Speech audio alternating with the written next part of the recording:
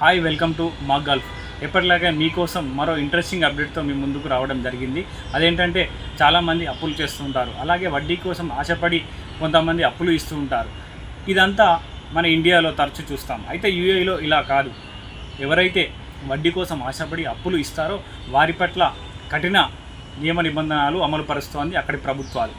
ముఖ్యంగా 2021 సంవత్సరం నుంచి యూఏఈలో ఈ అప్పుల గురించి కొత్త నియమ నిబంధనలు ఉన్నాయి. ముఖ్యంగా అందులో 458 అలాగే 459 ఆర్టికల్స్ మాత్రం చాలా కీలకం. ఈ రెండు ఆర్టికల్స్ ప్రకారం వడ్డీకి ఆశపడి మనం అప్పులు ఇస్తే వారిపై కఠిన శిక్షలు అమలు పరుస్తున్నారు. ముఖ్యంగా జైలుకు వెళ్ళడం కానీ అలాగే ఫైన్ వేయడం కానీ జరుగుతోంది.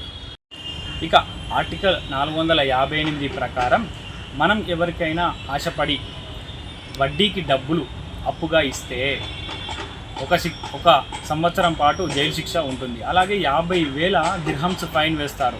50,000 దిర్హమ్స్ అంటే దాదాపు 10 లక్షల రూపాయలు మనం కట్టాల్సి ఉంటుంది. అలాగే 459 ఆర్టికల్ ఏం చెబుతుందంటే మనం ఎవరి దగ్గరైనా బలవంతంగా వడ్డీ వసూలు చేస్తే, ఆపదలో ఉన్నారని మనం అప్పులు ఇచ్చి ఆ తర్వాత బలవంతంగా వడ్డీలు వసూలు చేస్తే ఖచ్చితంగా 5 సంవత్సరాల పాటు జైలు శిక్ష ఉంటుంది.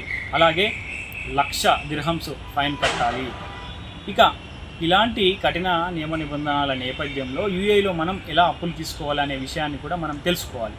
అయితే యూఏఈ చట్టాల ప్రకారం అక్కడ బ్యాంకులు, ఫైనాన్షియల్ కంపెనీస్ ఉంటాయి.